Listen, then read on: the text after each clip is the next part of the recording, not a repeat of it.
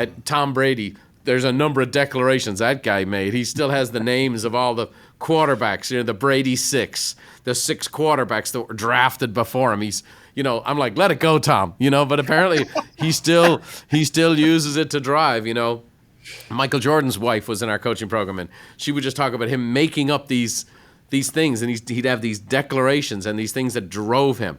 And but it seems like you came onto this.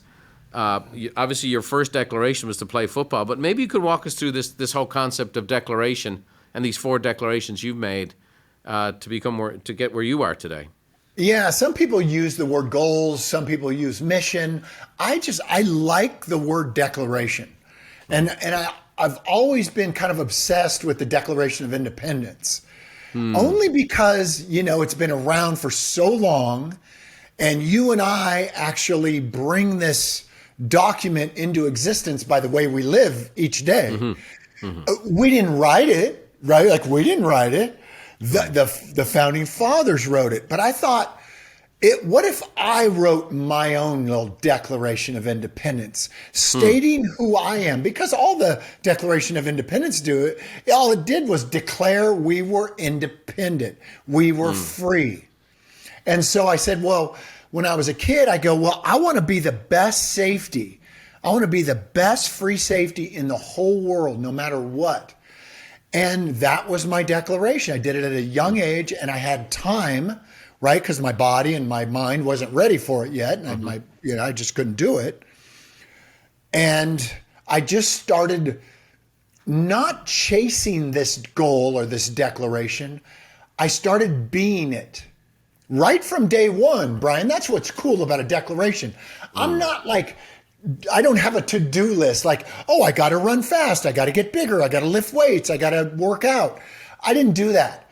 I just started being the best safety in the world. I started acting like it, almost like a rehearsal. Almost like I was about to play this character called the best safety in the world. And I said, okay, what does the best safety in the world do? Are they married? What do they eat? What do they train? How do they say goodbye to their family? Do they have a family? What do they drive? What do they wear? How do they act? All of those character traits I started being on day one. So I didn't have to wait 20 years for my dream to come true. It started to come true on the opening morning of the declaration. No one knew about it, Brian, for many, many years.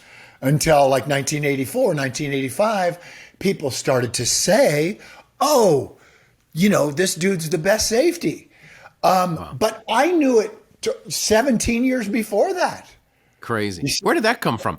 Where did that idea, were you just born with that? Did you pick that up off the Stones? Was that a mom, dad? Was that a book you read? Where did that come from?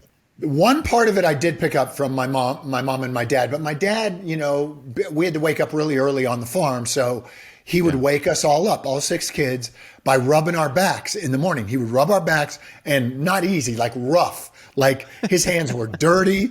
And he, imagine like a working cowboy. Sandpaper. Yeah, this dude is rubbing your back like this. And he's whispering in our ear, telling us we're the best. Wow. And keep moving. And that was ingrained into our ears from the day we were, woken up all the way till we left that house by the time we were going to college. So that was always the case. He always told us we were the best. Even I remember me and my brother striking out in Little League, and my dad would be behind the backstop yelling at us, screaming that we were the best right after we struck out. And the crowd and the other parents are like, who is this nut? You know what I mean? Wow. And then our teammates are like, is your dad crazy? You're the worst player on our team, and he's telling you you're the best.